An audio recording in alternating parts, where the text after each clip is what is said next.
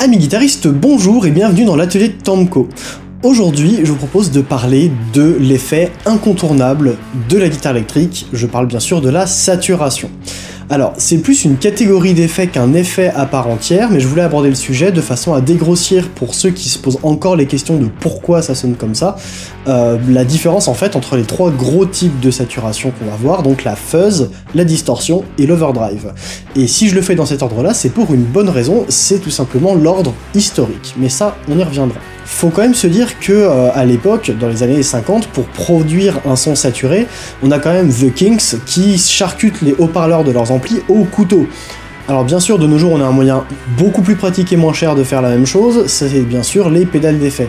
Puis je vous laisse imaginer sur scène, l'idée de passer du son saturé au son clair une fois que le haut-parleur est découpé, c'est quand même assez moyen. Le truc, c'est que des pédales de saturation, il y en a à peu près 14 milliards sur le marché, et c'est assez difficile de s'y repérer finalement. Je vais donc expliquer aux gens qui débutent ou qui ont encore un peu de mal à capter la différence entre les trois types d'effets dont on va parler aujourd'hui, et bien tout simplement quelles sont les différences, et vers quoi s'orienter si on cherche un son plus vintage, plus rock, plus metal, etc. Avant d'attaquer le sujet, je tiens à vous rappeler que je serai au Guitar Village Fest à Montsou les 24 et 25 mai 2025 aux côtés de Nico de Phantom FX, donc si jamais vous voulez venir nous voir et dire bonjour sur le stand, ça serait avec grand plaisir, puis comme ça vous pourrez tester les différents produits de la gamme et me dire ce que vous en pensez, parce que moi je suis toujours avide d'avoir un retour des utilisateurs et des différents guitaristes lorsqu'ils essayent. Sur ce, repartons dans le temps. Direction le début des années 60, où la marque Maestro fabrique et essaye de commercialiser désespérément un circuit un peu bizarre, la première pédale de saturation pour guitare. Alors à l'époque, on avait déjà des pédales d'effet qui existaient, hein.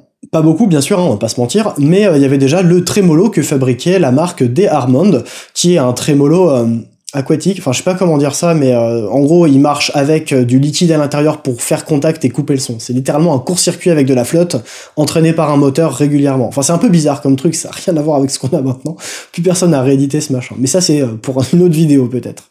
Non, Maestro, ils ont vraiment fait un circuit en bidouillant 2-3 transistors les uns avec les autres, en les foutant dans une boîte, et en appelant ça la Fuzztone. Alors, manque de peau, le département marketing savait pas trop qu'est-ce qu'ils allaient vendre, et ils ont marketé ça comme si c'était pour faire un son de cuivre. Genre, faites le son d'un trombone, d'un tuba ou d'une trompette avec votre guitare. Bon, le mec était complètement à côté de la plaque, mais on leur en veut pas. Ils pouvaient pas se rendre compte d'à quel point l'invention qu'ils avaient entre les mains, le produit qu'ils avaient entre les mains, allait tout simplement révolutionner la guitare. Flop commercial total au début, bien entendu, puisque bah forcément ça sonne pas du tout comme une trompette ou un tuba, et c'était du coup plus marketé pour les guitaristes jazz, hein, et tout ce qui était big band. Donc, sauf qu'un beau jour, un certain Keith Richards se décide à enregistrer la maquette d'un morceau avec son groupe, les Rolling Stones, et ce morceau s'appelle Satisfaction, enfin I Can't Get No Satisfaction, mais ça c'est le titre complet, et il utilise en fait une Fuzztone, donc une Maestro Fuzztone, la FZ1, pour reproduire un son vaguement de tuba ou de trompette, puisque c'est ce que à l'origine il voulait sur le morceau. Il voulait que ça soit enregistré, que toute l'espèce de piste régulière, l'ostinato classique de cette musique soit enregistrée avec des cuivres. Donc il l'a maquetté avec le truc qui se rapprochait le plus d'un cuivre mais à la guitare sur le marché, et ben ce truc là. Et c'est resté sur l'album final. Et ça a déclenché le succès de la fuzz. Complètement. Mais complètement. Ils ont découvert ça à la radio en plus, ils entendaient le titre passer en se disant mais il y a un souci, c'est pas du tout ça qu'on voulait. Ça a quand même dû leur faire un peu bizarre, mais ils ont quand même réussi à vendre des tonnes et des tonnes de disques, et ils sont devenus ce qu'on connaît aujourd'hui des Rolling Stones, et la fuzz est devenue ce qu'on connaît de la fuzz aujourd'hui, c'est-à-dire la grand-mère qui a littéralement généré toute la mode des pédales d'effet de guitare par la suite. Les années 60, c'est vraiment l'âge d'or de la fuzz, tout le monde se pique les circuits les uns entre les autres, avec des composants plus ou moins locaux, plus ou moins douteux et plus ou moins identiques d'une pédale à une autre, hein. Des fois où les pédales se ressemblent même pas, elles ont pas du tout le même son, le circuit est complètement différent. Et au niveau du son, ça donne quelque chose de très agressif, très incisif, très tranchant. Parfois, ça peut être très gras, des fois très acide en fonction de quel circuit est utilisé. Et pour explorer en détail tout ça, je ferai une vidéo dédiée sur les fuzz et une autre aussi sur les tone benders, parce que ça, c'est la fuzz anglaise. Maestro était américain, mais la tone bender, c'est en gros une Maestro Fuzztone modifiée qui a vécu pas mal d'itérations. On y reviendra dans une prochaine vidéo. D'un point de vue électrique, juste pour vulgariser très rapidement, qu'est-ce qui génère ce son aussi dégueulasse ? Bah déjà, les transistors c'est les composants qui sont à l'intérieur qui servent à amplifier. Donc si on n'en a pas, on peut pas amplifier le signal, on peut pas saturer le signal. Et ces transistors-là, de base, ils sont pas linéaires. Dès qu'on met un tout petit signal, il y a du gain à plus savoir quoi en faire, et le signal est complètement déformé. Et c'est cette déformation, en fait, qui va générer le son classique d'une fuzz. Il n'y a pas que ça, mais ça en fait partie. Le deuxième phénomène, c'est que à force d'amplifier le signal et de réamplifier le signal et de mettre des étages d'amplification les uns derrière les autres, eh ben on se retrouve avec un signal qui est tellement amplifié que les transistors peuvent plus suivre. Qu'est-ce qui se passe ? Ça veut dire qu'ils atteignent les tensions max et minimum possibles dans la pédale. Donc en fait, si vous alimentez la pédale en 9 volts, la fuzz en 9 volts, les transistors à l'intérieur, il y a de fortes chances qu'ils finissent par balancer un signal qui touche 0 et qui touche 9. Ça va jusqu'aux deux extrémités, en fait. Et c'est ça qui va participer aussi au son.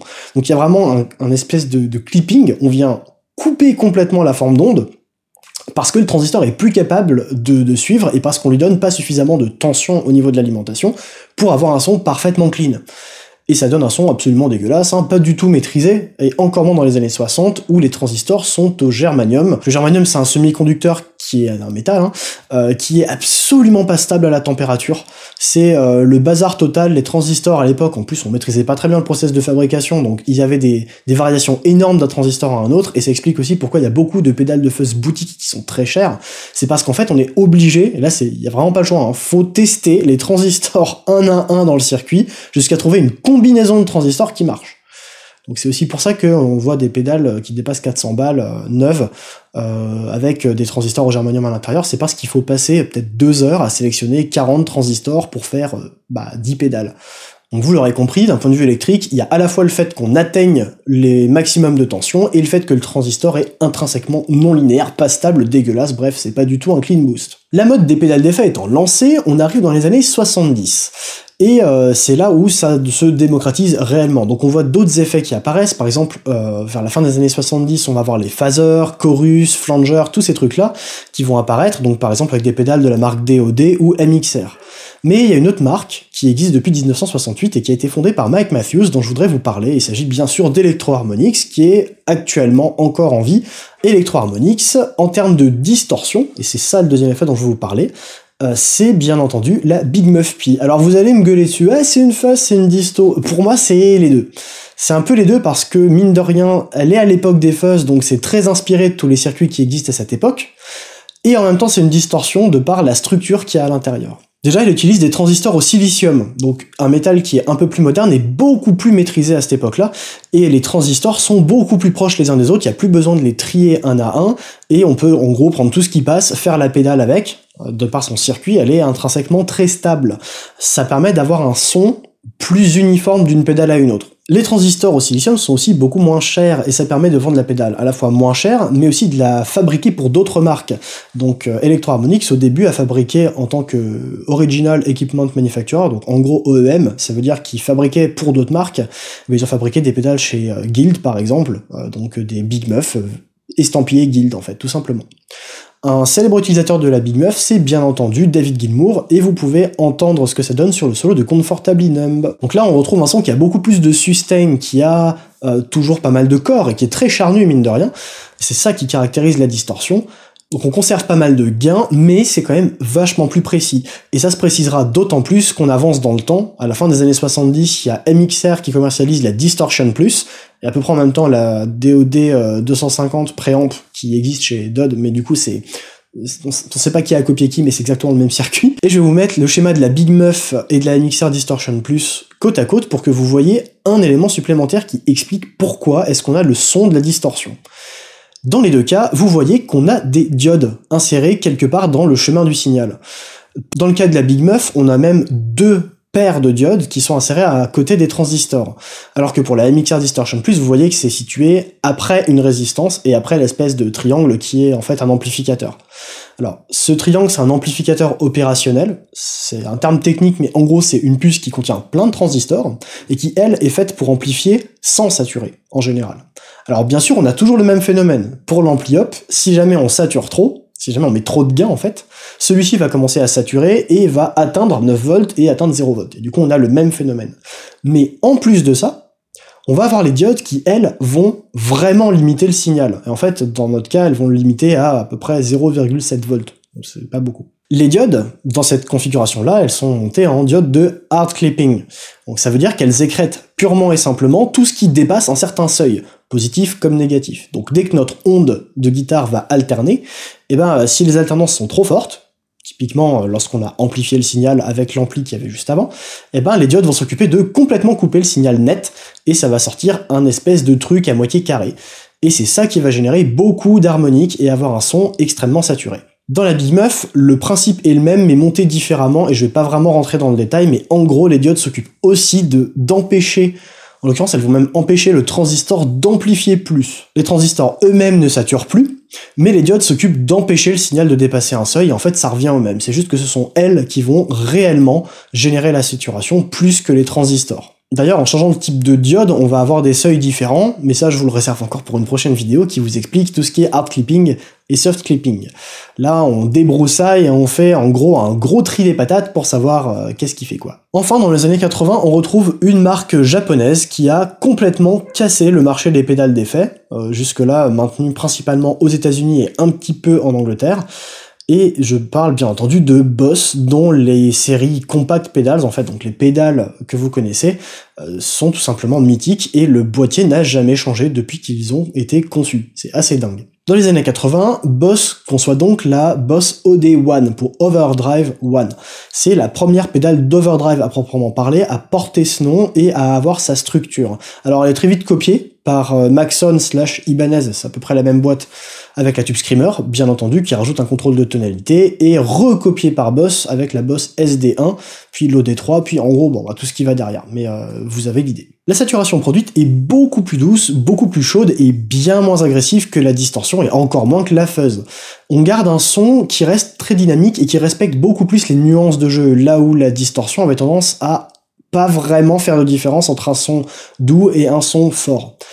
Et ça vient du positionnement des diodes qui sont toujours présentes dans le circuit. Alors, dans la majorité des cas, on va virer les transistors, on n'utilise plus que des amplificateurs opérationnels, parce que tout simplement, c'est pas très cher et beaucoup plus pratique pour concevoir des circuits. D'ailleurs, je vous montre la différence entre la MXR Distortion Plus et la Tube Screamer, donc on va dire les deux plus gros classiques pour la distorsion et pour l'overdrive. Vous voyez que les diodes sont pas placées pareil. Déjà, dans un cas, les diodes sont vers la masse après l'amplificateur pour la Distortion Plus, et pour la Tube Screamer, ils sont montés à côté de l'amplificateur, c'est pas exactement pareil.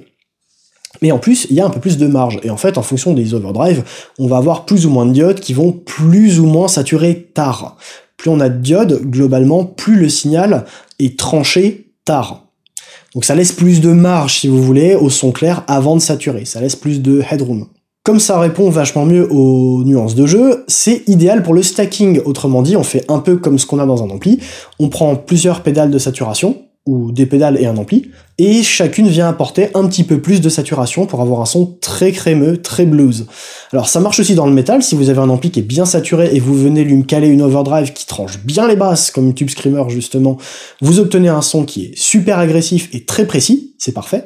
Par contre, ça marche aussi pour d'autres styles, et notamment dans le blues, il y a deux Tube Screamers sur le pedalboard de Stevie Ray Vaughan, c'est pas pour rien. Si vous écoutez Pride and Joy, en plus avec son jeu à la main droite, vous voyez qu'il y a une certaine dynamique, une certaine chaleur qui se dégage naturellement de son jeu de guitare. Et l'overdrive, c'est ça, la signature sonore. J'ai bien parlé, mais je peux pas vous laisser partir sans écouter la différence. J'ai derrière moi un clone de Timmy, donc une overdrive, un clone de Maestro Fuzz Tone que j'ai construit exprès pour l'occasion, et en guise de distorsion, une Boss HM2. Alors oui, c'est écrit Heavy Metal dessus, mais c'est quand même une grosse disto bien couillue, donc je voulais vous faire écouter ce que ça donne. Comme ça vous donnera une idée globale pour vous permettre de savoir un peu dans quoi vous dirigez, si c'est en fonction de ce que vous cherchez. Mais pour retenir un petit peu comment ça marche, en gros les fuzz seront les plus agressives, les plus baveuses et les plus caractérielles, avec un son très organique qui répond beaucoup aux jeux de guitare. Et ça va être beaucoup plus typé roots vintage. Donc si vous adorez les Beatles, les Stones, clairement, foncez là-dessus. Si vous voulez un son qui est quand même très charnu, très couillu, genre hard rock, metal, limite, là, il va falloir se diriger plus vers de la distorsion ou des pédales de préamp qui fonctionnent un peu de la même manière pour avoir un son justement suffisamment vénère. Donc c'est là qu'on se dirigera vraiment vers des pédales de distorsion, et en fonction de la période de son que vous voulez faire, si c'est plus AC/DC, il va peut-être vous falloir une overdrive en plus pour stacker justement et amener suffisamment de saturation. Et enfin, si vous voulez un son qui soit à la fois respectueux des nuances de jeu, du timbre de l'instrument, de ce que vous jouez, et qui apporte cette couche de chaleur et cette couche un peu lisse supplémentaire qu'on entend dans la guitare électrique en général, eh ben c'est l'overdrive qu'il va vous falloir. Donc en fonction d'à quel point vous voulez beaucoup ou pas beaucoup de saturation, à quel point vous voulez qu'on entende vos nuances, ou au contraire que vous ayez un son très caractériel, vous allez pouvoir choisir parmi ces 3 différents types de saturation. Je vous laisse donc écouter ce que ça donne. Franchement, j'ai choisi des exemples très flagrants de façon à ce que vous puissiez écouter. Sachez que l'intégralité de ce que vous entendez est enregistrée en direct carte son avec le plugin Helix de Line 6 et avec une simulation de Marshall toute conne, juste histoire d'avoir un son de base.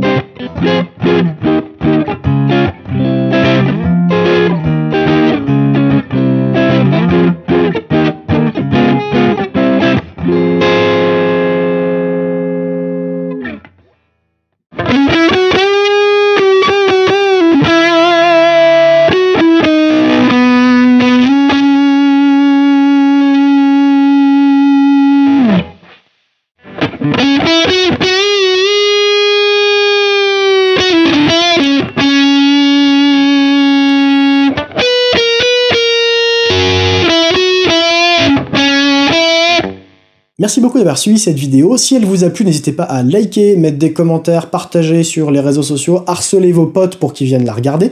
Et j'espère que ça vous aura permis de dégrossir le trait pour ceux qui débutent et de comprendre un tout petit peu mieux l'électronique qui se cache derrière chacune des 3 catégories de saturation dont on vient de parler. Bien entendu, il n'y a pas vraiment de règle, vous pouvez faire du rock avec des pédales de fuzz, vous pouvez faire du blues avec, Jimi Hendrix bonjour, vous pouvez faire du gros métal en mettant plusieurs overdrive dans un ampli clair, enfin il y a pas mal d'options qui permettent de varier le son.